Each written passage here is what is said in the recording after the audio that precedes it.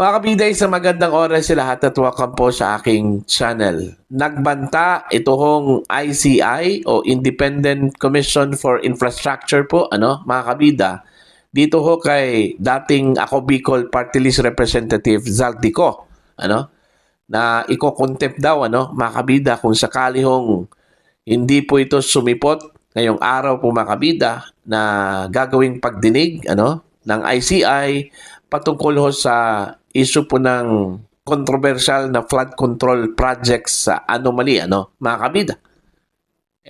Sabi po ni ICI Executive Director, kung sakali hong hindi po sisipot ito hong si Zaldico, pupunta daw sila ng korte, okay, para ho magpetisyon at para po maglabas po ng warrant of arrest against Zaldico.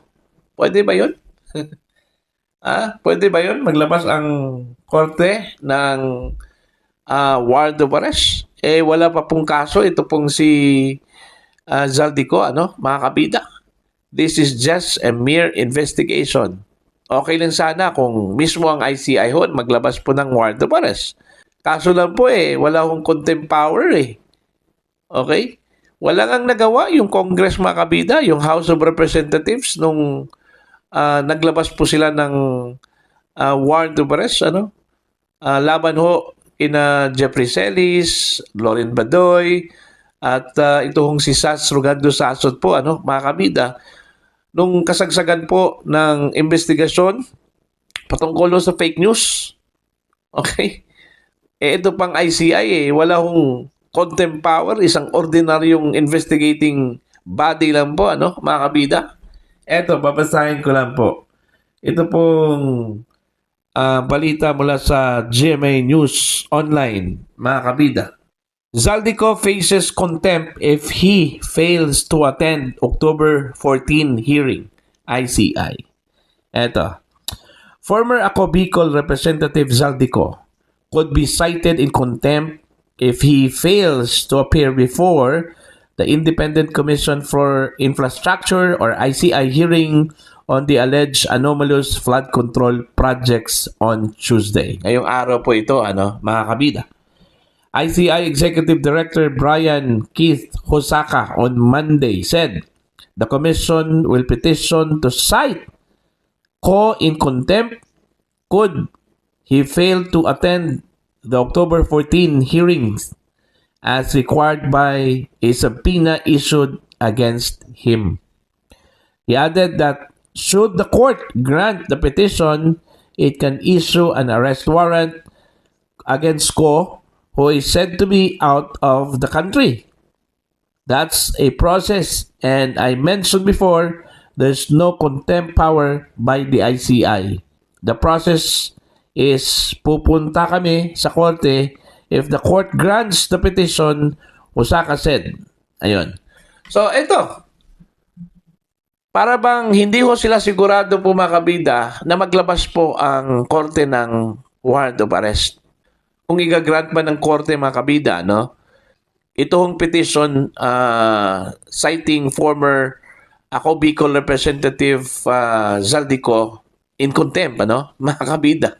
Ito yung difference po, mga kabida, kung wala hong contempt power ang isang investigating body, kailangan pa pong mag-rely sa ibang institusyon kagaya po ng korte. Unlike ho, kung meron kang contempt power, pwede kang maglabas ho ng warrant of arrest, motu proprio, mga kabida. Okay? Etong ICI, walang silbi po ito Diba?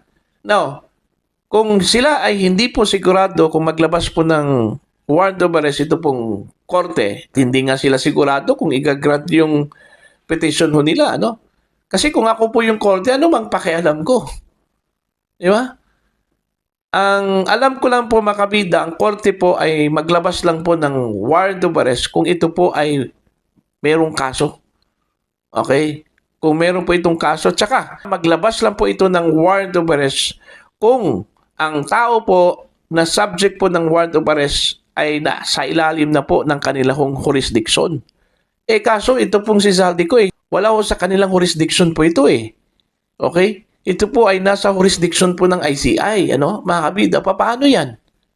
Wala pa po akong narinig na ang korte naglabas po ng warrant of arrest sa taong wala sa kanilang jurisdiction. Okay, kaya nga maglabas po ito ng warrant of arrest ang korte in order to place that person under their jurisdiction. Ganun po yun. Okay? Kaya nga malabo po eh. Kasi kung ako po si Zaldico, pagtatawanan ko yan sila, mga kabida. Okay? Pati rin itong Senate Blue Ribbon Committee. Nagbanta din ito kung si Senate President Tito Soto, mga kabida, na pag hindi daw sumipot ito kung si Zaldico, sa susunod na pagdinig ho ng Senate Blue Ribbon Committee, isa-cite in contempt daw nila, ito kung si Zaldico. Okay? Kung ako po si Zaldico, ang sasabihin ko sa kanila, go ahead, you can cite me in contempt anytime, as much as you can. Kagaya na sinabi ko po mga kabida, yung House of Representatives po, na meron pong power to contempt, wala ngang nagawa doon po sa tatlong mga personalidad na nabanggit ko kanina, Ito hong si Jeffrey Celis, ito hong si Rogando Sasot, at saka ito pong si Loren Badoy, na puro nasa ibang bansa, mga kabida. Nung kasagsagan po, ng investigasyon po ng fake news, wala nga silang nagawa eh. Natapos na lang po yung 19th Congress po, mga kabida. Hindi po nila nagawang arestuhin po itong tatlong mga personalidad, Ito pang ICI. Ito yung sinabi ko po, isa din sa mga rason kung bakit meron pong isang miyembro daw ng ICI na medyo alanganin at nagbabalak kong magbitiw because of this. Okay? The inability of the ICI to cite in contempt, yung kanilang kawalan ng kapangyarihan po na mag-cite in contempt. Kasi kung ako po yung iimbitahan po nila, pwede akong tumanggi eh. Wala ko silang magawa, mga kabida. Ito pong sinabi po ni Brian Osaka, pupunta ng korte. Paano sila makakasiguro po na a-action po ang korte po dito? Okay? Again, ang korte po, mga kabida, maglabas lang po yan ng warrant of arrest, laban sa isang tao to place him under their jurisdiction. Paano maglabas ang korte po, mga kabida, ng warrant of arrest kung wala sa kanilang jurisdiction yan? Jurisdiction po yan ng ICI, no?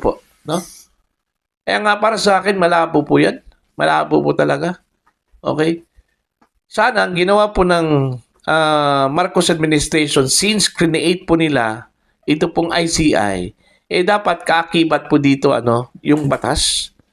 Okay? Batas na magbibigay ho ng kapangyarihan nitong ICI Wala pa eh. Meron pong proposed bill diyan po sa House of Representatives. Ewan ko kung ito po ba ay gumulong na po mga kabida. Parang wala ata eh. So dahil dito, mga kabida, ito po ay nagbigay po ng walang silbi sa ICI itong kanilang inability to cite in contempt yung kanilang mga iimbestigahan o iniimbitahang hindi po sisipot at refuse to attend ng kanilang mga pagdinig mga kabida. Titingnan na lang po natin, mga kabida, kung ano po yung gagawin po ng ICI. Kasi po, ang pagkakaalam ko po, ngayong araw ay sisipot daw ito kung si dating House Speaker Martin Romualdez. Okay? Pupunta daw siya, mga kabida. Kasi po, ito ay gagawin ng ICI in a closed door. Ito hong investigasyon. Okay? Siguro kung in public view siguro, ito hong session po ng ICI, mga kabida, baka hindi ho pupunta ito pong si Martin Romualdez. Kaso lang po, ito po ay gagawin po ng ICI na hindi po naka-televise. Walang live stream. At isa din ito sa mga inaangal din ng ilang sektor po ng lipunan, mga kabida, kung bakit po ayaw po nilang magkaroon ng transparency dito ho sa investigasyon. Okay? Marami hong nananawagan po na sana maging transparent po ito pong ICI sa kanilang investigasyon sa pamamagitan po ng live streaming. Ipakita ho sa publiko, mga kabida, ano po, ito hong kanilang pagdinig. Subalit, yun yung naging desisyon na po ng ICI. Kaya ang dami hong duda ho dito, mga kabida, sa kanila hong ginagawang investigasyon Kulang ho sa transparency po, mga kabida. Ang apila lang po nila sa taong bayan, magtiwala lang daw sa kanila. Wala pang ang napatunayan Paano ho magtiwala ang taong bayan po sa ICI, Okay? Mas mainam po, ilabas po. Ipakita po sa taong bayan, yung mga pagdinig para wala hong duda, mga kabida. Ngayon pa lang may mga pagdududa na po How much more? Itong gagawin po nilang itatago po sa publiko, mga kabida. Okay? So, yun po. Abangan po natin yan, mga kabida, kung ano yung magiging ending, ng investigasyon po ng Independent Commission for Infrastructure, Kung magkakaroon ho ba ito ng kabuluhan po, mga kabida, May masasampahan ba ng kaso, na mga personalidad na nabanggit po sa mga ibang pagdinig, mga kabida?